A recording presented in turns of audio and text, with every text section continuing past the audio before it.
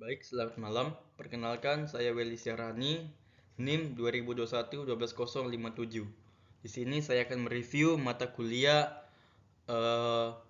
interoperabilitas yang sudah disampaikan oleh dosen yaitu Ibu Sri Wahyu Astari, STMKOM. Ada 7 materi yang sudah pernah disampaikan beliau, diantaranya adalah konsep dasar interoperabilitas. Yang kedua, lingkup area dan manajemen interoperabilitas. Yang ketiga, teknologi informasi kesehatan. Yang keempat, standar pelayanan kesehatan.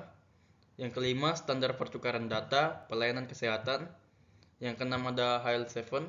Yang ketujuh ada FAIR HL7. Masuk ke materi yang pertama, ada konsep dasar interoperabilitas. Apa itu interoperabilitas? Interoperabilitas berasal dari bahasa Inggris interoperable, memiliki pengertian able to exchange information, yaitu mampu saling bertukar informasi yang biasa digunakan dalam sistem komputer. Interoperabilitas adalah kemampuan dari dua atau lebih sistem atau komponen untuk pertukaran informasi dan menggunakan informasi yang telah ditukar. Kemudian ada manfaat interoperabilitas. Manfaat yang pertama ada integrasi sistem. Integrasi sistem ini memungkinkan sistem yang berbeda untuk bekerja sama dengan lancar, memungkinkan organisasi untuk mengintegrasikan berbagai aplikasi dan platform teknologi yang berbeda. Yang kedua ada efisiensi operasional. Efisiensi operasional adalah data dan layanan dapat dengan mudah dibagikan dan diakses oleh berbagai sistem, mengurangi kebutuhan akan duplikasi data ataupun proses manual yang memakan waktu. Kemudian ada fleksibilitas, yaitu organisasi ini memiliki fleksibilitas yang lebih besar dalam memilih sistem dan teknologi yang paling sesuai dengan kebutuhan mereka. Kemudian ada keamanan. Ini memungkinkan keamanan sistem dengan pertukaran data yang terinskripsi dan melindungi dari potensi serangan. Kemudian ada biaya. Dengan mengurangi duplikasi data, mempercepat proses, dan meningkatkan efisiensi operasional secara keseluruhan, interoperabilitas dapat membantu organisasi menghemat biaya secara signifikan dalam jangka panjang. Yang terakhir ada inovasi, yang dimana integrasi yang lebih mudah antara sistem yang berbeda. Interoperabilitas dapat merangsang inovasi dan pengembangan solusi baru yang memanfaatkan kekuatan dari berbagai teknologi yang sudah ada. Kemudian materi yang kedua, yaitu lingkup area dan manajemen interoperabilitas, yang dimana lingkup area interoperabilitas merupakan domain atau bidang di mana konsep interoperabilitas menjadi relevan dan penting. Aplikasi, perangkat, atau entitas lainnya perlu berkomunikasi, berkolaborasi, atau berintegrasi satu sama lain. Kemudian ada manajemen interoperabilitas. Cara kerja interoperabilitas bervariasi tergantung pada konteks dan jenis interoperabilitas yang terlibat. Namun, secara umum, interoperabilitas melibatkan beberapa prinsip dasar dan langkah-langkah seperti berikut. Yang pertama, ada identifikasi kebutuhan. Yang kedua, pemilihan dan standar protokol. Yang ketiga, implementasi antarmuka, pemrograman aplikasi atau API. Yang keempat, ada pengembangan middleware. Yang kelima, ada penerapan integrasi data. Yang keenam, pengajuan dan validasi. Dan yang terakhir, pemantauan dan pemeliharaan. Selanjutnya ada aspek kunci interoperabilitas. Ada aspek-aspek kunci yang perlu dipertimbangkan dalam merancang, mengimplementasikan, dan mengelola interoperabilitas antara berbagai sistem, aplikasi, atau entitas. Berikut adalah 6 pilar interoperabilitas yang penting. Yang pertama ada standar. Yang dimaksud dari standar adalah mencakup standar teknis seperti protokol komunikasi, format data, dan antarmuka pemrograman, aplikasi atau API yang diakui secara luas. Yang kedua ada teknologi yang dimana mencakup infrastruktur teknis yang digunakan untuk mendukung interoperabilitas, termasuk perangkat keras, perangkat lunak, jaringan, dan protokol komunikasi. Yang ketiga ada semantik yang dimana berkaitan dengan pemahaman dan interpretasi yang konsisten terhadap informasi yang ditukar antara berbagai sistem, memastikan informasi yang ditransmisikan memiliki makna yang sama di berbagai platform. Yang keempat ada proses. Proses ini berkaitan dengan kesesuaian antara proses atau alur kerja yang digunakan oleh berbagai entitas atau organisasi yang berinteraksi. Kemudian ada keamanan. Keamanan ini untuk memastikan bahwa pertukaran data dan informasi antara berbagai sistem atau aplikasi dilakukan dengan aman.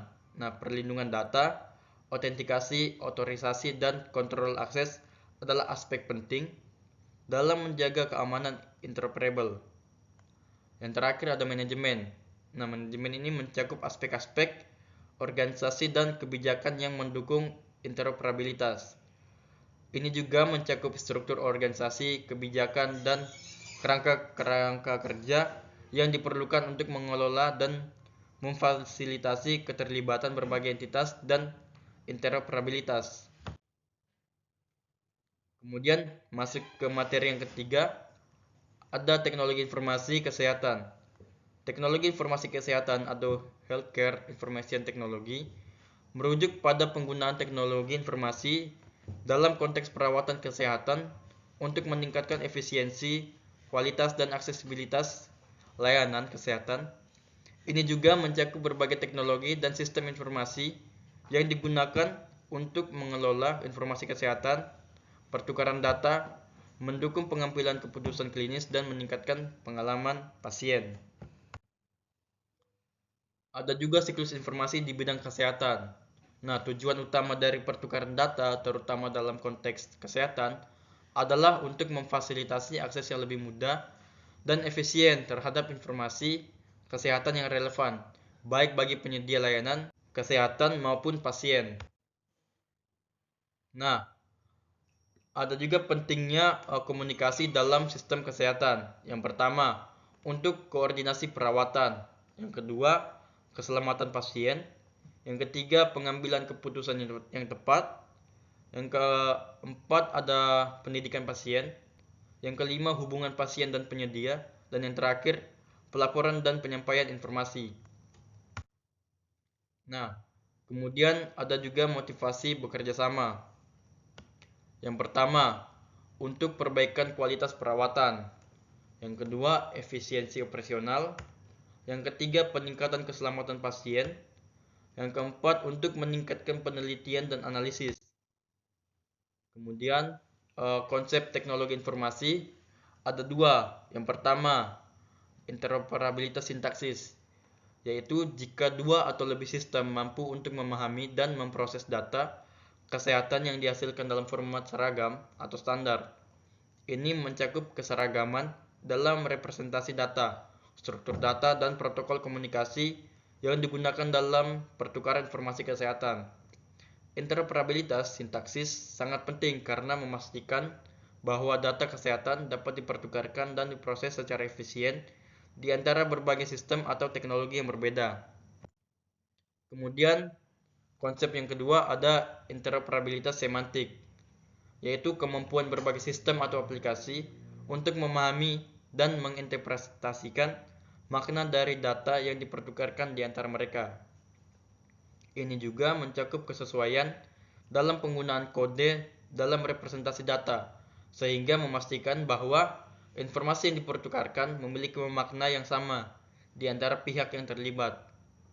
Ini juga membantu mencegah kesalahpahaman atau interpretasi yang salah dari data kesehatan yang dapat mengakibatkan risiko keselamatan pasien atau keputusan perawatan yang tidak tepat. Masuk ke materi yang keempat, ada standar pelayanan kesehatan. yang dimana ASTM atau American Society for Testing and Materials yang mungkin sekarang dikenal sebagai ASTM International ini merupakan organisasi internasional yang mengembangkan dan menerbitkan standar sukarela untuk berbagai produk, layanan, dan material, termasuk dalam bidang teknik, ilmu material, kesehatan, dan keamanan lingkungan, serta masih banyak lagi. ASTM Internasional didirikan pada tahun 1898 dan berkantor pusat di West Conshohocken, Pennsylvania, Amerika Serikat. Meskipun awalnya didirikan untuk mengatasi masalah di bidang kereta api, ASTM kini telah berkembang menjadi organisasi global yang menyediakan ribuan standar yang mencakup hampir setiap industri dan teknologi. Nah, ada beberapa bidang yang dicakup oleh ASTM, yaitu yang pertama material dan produk material, yang kedua konstruksi dan bangunan, yang ketiga peralatan dan teknologi, yang keempat kesehatan dan keselamatan, yang kelima ada lingkungan dan energi, yang keenam minyak dan gas, yang ketujuh transportasi, dan yang terakhir pendidikan dan pelatihan. Kemudian lanjut materi yang kelima, yaitu standar pertukaran data layanan kesehatan. Dalam bab ini kita akan mempelajari standar pertukaran data dari sudut pandang teknis dengan fokus pada pendekatan kesesuaian yang digunakan untuk setiap standar. Bab ini menyajikan contoh standar pertukaran data perawatan kesehatan yang paling umum digunakan dan umum berbagai kategori, mulai dari HL versi 2.x dan FAIR atau Fast Healthcare Interoperability Resource yang ditentukan oleh HL7 International. HL7 atau Health Level 7 V2.x. Versi pertama HL7 V2.x dirilis lebih dari 20 tahun yang lalu. Sejak saat itu, sejumlah besar perangkat tambahan telah diterapkan V2.x, termasuk model komponen untuk tipe data, profil kesesuaian, kondisi spesifikasi, struktur pesan, dan pengelompokan segmen. Kemudian ada beberapa kunci tentang HL7 V2.x. Yang pertama ada format pesan. Yang kedua ada struktur hierarkis. Yang ketiga ada penggunaan standar atau penggunaan kode standar. Yang kelima ada protokol transport, dan yang terakhir ada implementasi yang beragam. Kemudian di bawah ini merupakan beberapa tipe data umum yang digunakan dalam pesan HL7 versi 2.x. Yang pertama ada string dengan kode ST, yang kedua ada numerik dengan kode NM, yang ketiga ada tanggal dengan kode DT, keempat ada waktu dengan kode TM, yang kelima ada timestamp yang dengan kode TS, kemudian ada quantity dengan kode CQ dan atau MO, kemudian ada kode dengan memiliki kode CE, NE dengan CWE, dan identifier kodenya AE dan flag dengan kode ID. Kemudian masuk ke materi yang keenam, masih berkelanjutan tentang materi Health Level 7, mulai dari HL versi 2.x dan FAIR atau Fast Healthcare Interoperability Resource yang ditentukan oleh HL7 International. Dalam bab ini juga ada EDIFACT sebagai tender pertukaran data yang digunakan di Eropa dalam perawatan kesehatan. EDIFACT adalah singkatan dari Electronic Data Interchange for Administration Commerce and Transport, atau pertukaran data elektronik untuk administrasi, perdagangan, dan transportasi. Ini adalah standar internasional yang digunakan untuk pertukaran dokumen bisnis elektronik antara perusahaan. Ada EBXML, adalah fondasi untuk IHE, digunakan untuk mengintegrasikan kesehatan enterprise, dan ITE, Information Technology Infrastructure. Ada EBXML adalah singkatan dari Electronic Business XML atau e-business XML. Ini adalah inisiatif global yang dikembangkan untuk memfasilitasi pertukaran data bisnis elektronik antar perusahaan secara lintas batas dan lintas industri. EBXML bertujuan untuk menyederhanakan integrasi sistem dan meningkatkan efisiensi dalam proses bisnis dengan menggunakan teknologi XML atau Extensible Markup Language. Kemudian ada standar pertukaran data. Beberapa standar pertukaran data kesehatan antara lain. Yang pertama ada HL7 version 3. Kemudian ada HL7 CDA atau arsitektur dokumen klinis. Yang ketiga ada ASTM atau American Society for Testing and Materials. Yang terakhir ada DICOM atau Digital Imaging and Communication in Medicine dan keluarga XDT. Lanjut di HL7 versi 3 adalah standar pertukaran informasi kesehatan yang dikembangkan oleh organisasi HL7 internasional. HL7 v3 dirancang untuk mengatasi beberapa kekurangan yang ditemukan dalam versi sebelumnya, yaitu HL7 versi v.2, termasuk kompleksitas dalam struktur pesan, kurangnya dukungan untuk representasi, informasi semantik, dan kesulitan dalam mencapai interoperabilitas antar sistem. Berbeda dengan HL7 v.2 yang menggunakan format pesan terstruktur, HL7 v3 menggunakan pendekatan yang lebih formal dan berbasis XML atau Extensible Markup Language serta Reference Information Model atau RIM. RIM adalah model informasi abstrak yang menyediakan kerangka kerja untuk mempresentasikan konsep kesehatan dan hubungannya dalam lingkungan kesehatan. Kemudian HL7 v3 memperkenalkan konsep-konsep seperti dokumen arsitektur atau CDA.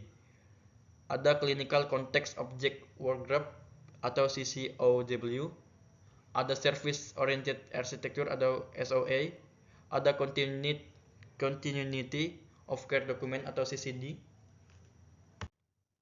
Kemudian yang terakhir ada DICOM, singkatan dari Digital Imaging and Communication in Medicine. Adalah standar internasional untuk pertukaran, penyimpanan, dan pemrosesan gambar medis dan data terkait.